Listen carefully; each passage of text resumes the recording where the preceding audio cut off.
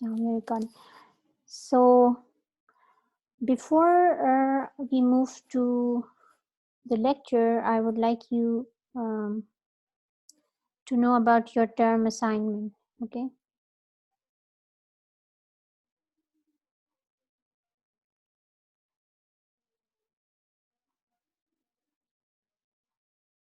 Okay, guys.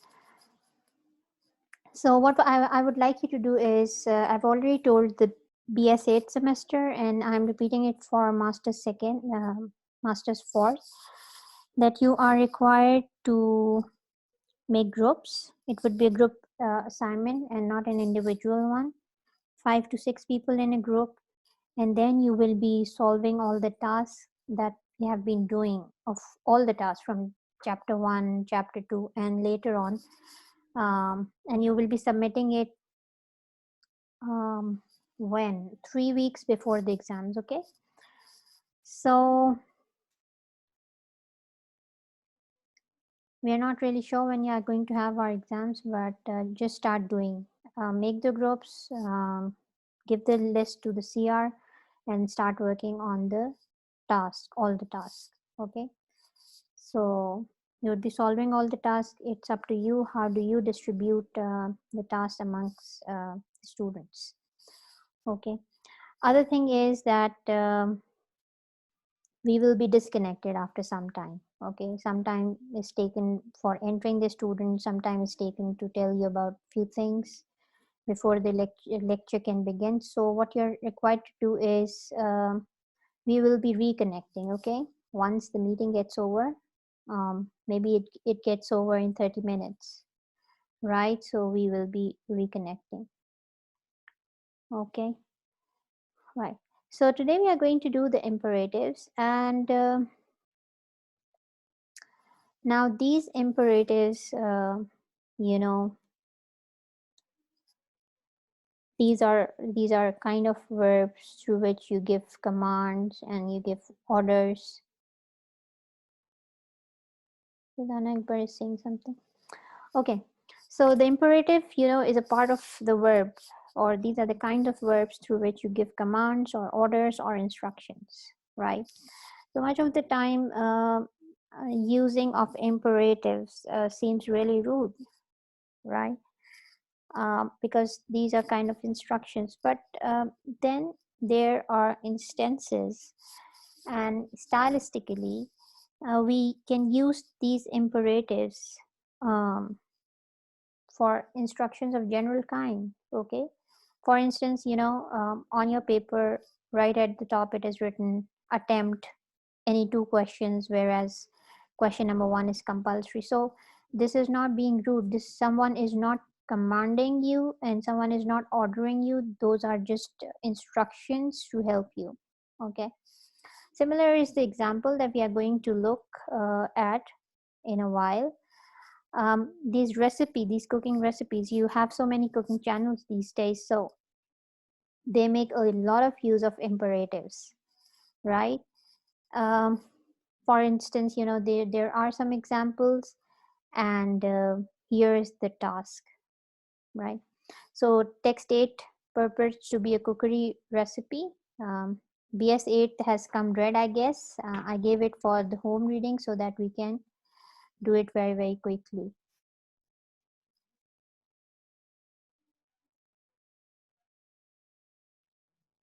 Okay, so but you may prefer to regard it as a work of fiction. The narrator is instructing the readers how to make a dish called farce double, as made in the French village of La Tour Lambert. Now, what you're supposed to do is you are supposed to identify the imperatives, right? Um, any words that give you instructions. Okay, of course, in a cooking recipe, um, you cannot be forced to do it. It's optional whether you want to cook or you do not want to cook, and even if you follow all the steps or you want to follow few of the steps. So uh, so these cooking programs or these recipes are a good instance of imperatives, I mean, right? Okay, let's read it together. Amen, check now if I can make you a host and you can enter the students, because they are entering.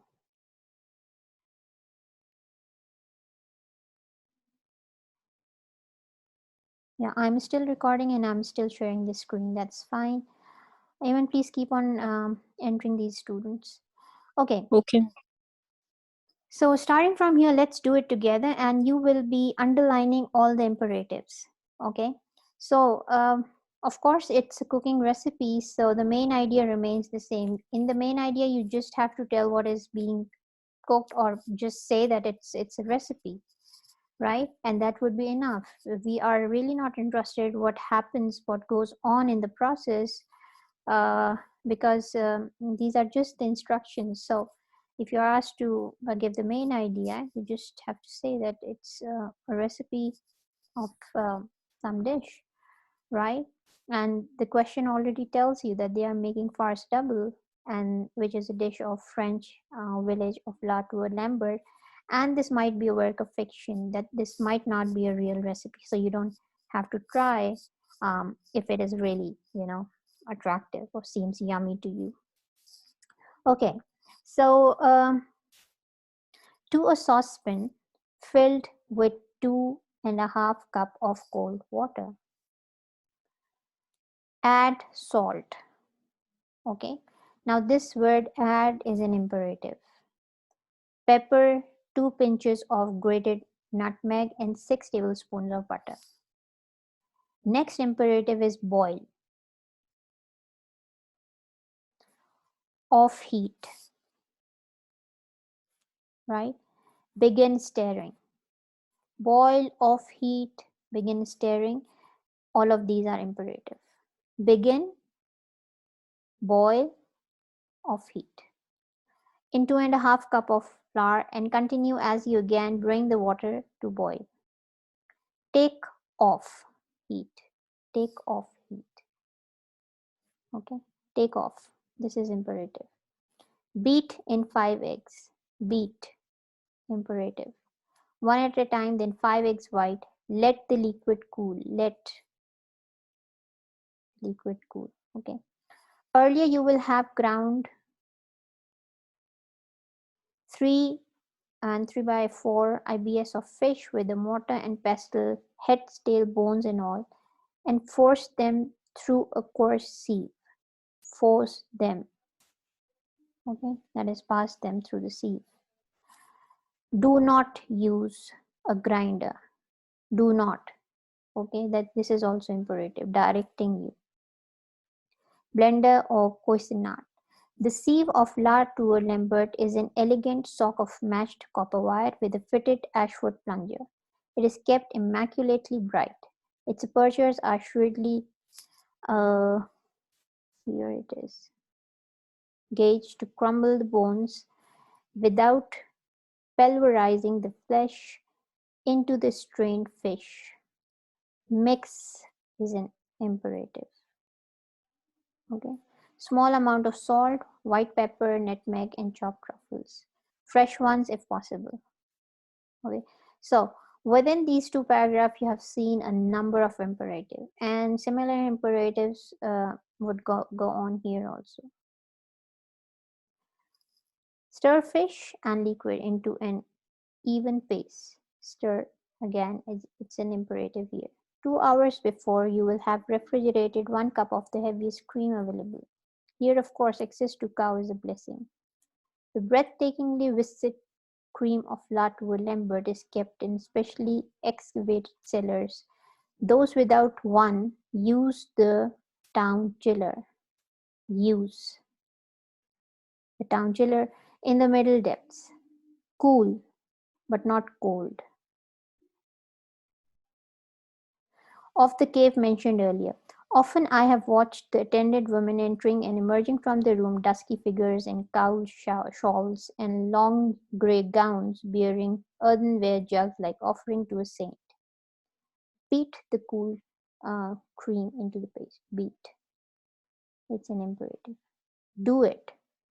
Imperative. Slowly. think of those erect, deliberate, Auvergnat women as they stand in the faint gloom of the cave, beating with gestures of timeless calm. It should take at least 15 minutes to complete the task. Okay, so there are imperative along with some general information about the dish, about the village, about the women there. So you only need to underline the imperatives. At some previous moment, you will have the stuffing for the quenelles. This is what makes the stuffing double. It consists of the milt of the fish and the sweetbreads of the lamb, both the neck and the stomach varieties. Don't forget to mention them to your butcher. Don't forget. Imperative. Milt is rapidly blanched. The sweetbreads are diced, salted, spiced with freshly ground hot pepper, and toasted for 6 minutes in clarified butter. Both are then chopped very fine, blender permitted, and kneaded into an unctuous mass with the help of 1 cup of lamb marrow and 3 tablespoons of aged Madeira. I said at the onset that I am in favor of appropriate substitutions in preparing farce double, but even though one eminent authority has suggested it, stuffing the quenelles with banana peanut butter is not appropriate. Okay, so she's talking about a lot of things beside telling the imperative or recipe. So you only would be looking at the recipe. Okay, so we can skip this all. um, let's do the last paragraph because all of them. Please do whatever I'm skipping because of shortage of time. Please read it and underline the imperatives only. I hope if I have done imperatives for the first few paragraphs, you would be able to do for the rest. So I am just reading some of the last lines here. For instance, do not, under any circumstances, use a baggy or saran wrap to enfold the quenelles. Of course, it's easier. So are TV dinners, for once. Demand the utmost of yourself. Demand is again an imperative. Do not. Oh, okay, this is done. Demand the utmost of yourself. The satisfaction will astound you, and there is no other way. Right? So we have a lot of imperatives in recipes. Okay. For instance, roll, spread, do not, a lot of time, beat, take, add, boil, begin, all of that we have done. So what does this task ask you to do? Identify the imperatives in text 8. Okay, so we are done with the identification of the uh, imperative in text 8. Now, what is the significance of these imperatives? How do you look at these imperatives? How do they differ from general imperatives of everyday? How do you differentiate between these? Yes, you may use your chat section to answer the question. My question is, let me write it down for everyone. How are these imperatives different from the general ones?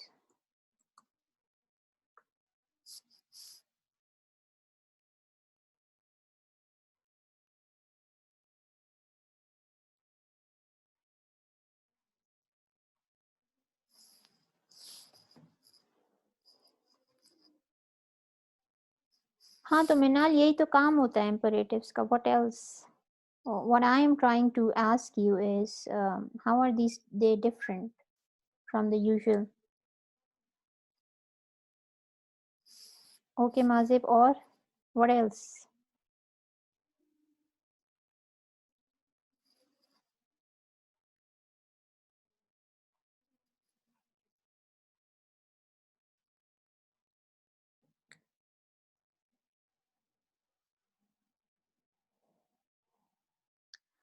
Okay, can you cite some examples which usually are not imperatives?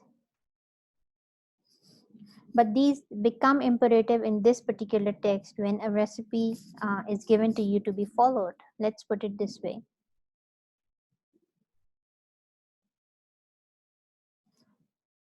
Okay, they don't seem rude. That's fine.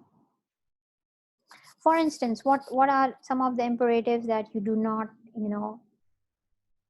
find usually?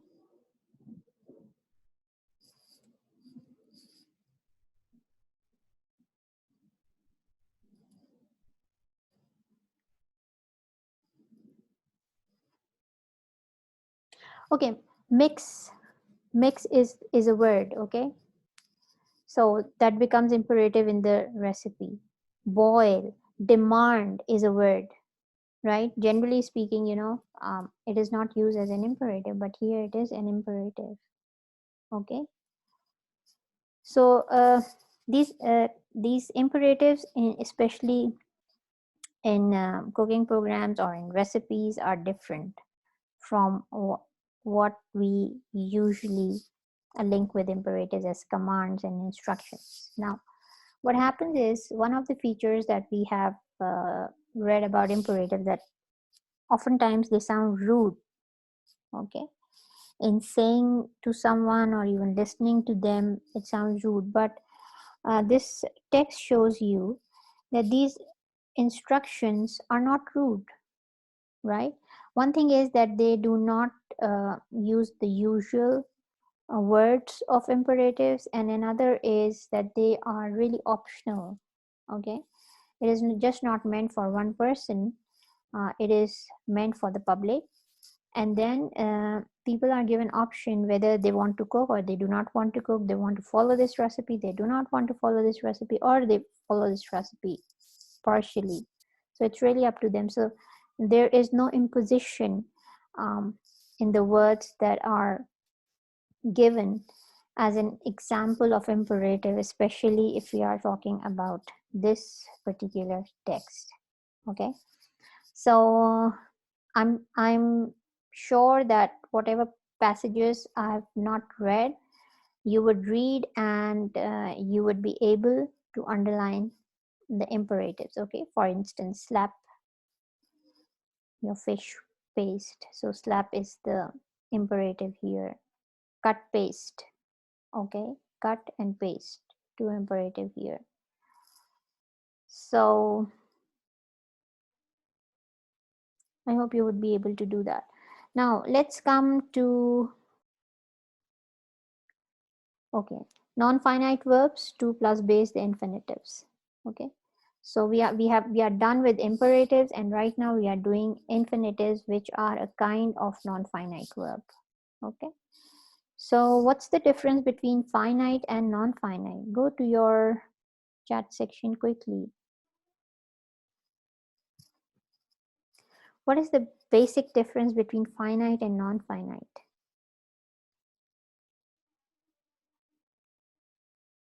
Okay, in finite we can change the form. Finite changes its form, person, tense, not time but tense, of course. Non-finite remains the same. Okay. Okay, now basically it's about the information. Non-finite does not provide you information of tense, time, or the person, whereas finite does that. Okay, it tells you about the person, plurality, singularity of the subject, and the tense of the verb as well, and those are changeable too, right? So I got good answers from, okay, Asifa, it's just not that infinitives are finite, so finite, non-finite would have two. Basically your answer is correct. Finite has two. It's not true, right? Your answer isn't correct. But Aksa, Rouge, Aziza, Zara, it's not that they are just the main verbs. Okay, there are more things to it. And when if even in the exams you are asked to differentiate between finite and non-finite, You need to see what is present in one and absent in the other. Okay. So the main verb is just um, not the right thing to say about the differentiation of the two. Okay. So Adina is also right. Mazib has given the correct answer. Okay. Ayman is right too. So I hope those who did not answer here, they still understand. I can just assume in the online classes there's a lot of assumption, and I'm just assuming that anyone who has not answered um, still understands it. Okay, because this is the basis of this chapter. It starts with the differentiation of non-finite and finite verbs, right?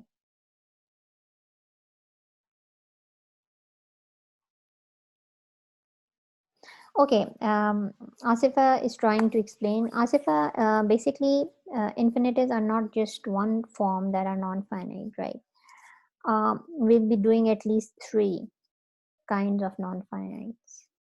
Okay, so infinitives, what you need to remember is infinitives are non-finite. As simple as that. Okay, before we start anything with it. Right. So these are some of the examples. Very quickly, we can solve this exercise. Okay. These are the examples: to score, to prod, to start, and exercises where you have to identify the infinitives. Hardly daring to breathe. Okay. Naughty, to play with flies. It had thus to be done quickly. Okay. So you need to uh, identify or underline the infinitives here. Now, I should tell you something about your assignment again, otherwise I'll forget. You need to copy all the passages. Okay, just do not solve the exercises, but copy paste the passages first and then solve the exercises. I don't have to tally your answers with the passage from my own book. Okay, everything should be available inside your assignment, right?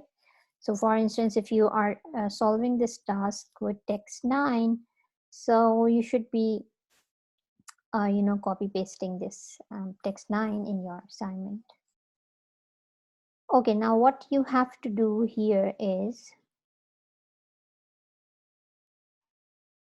identify the 2 plus base forms in the text.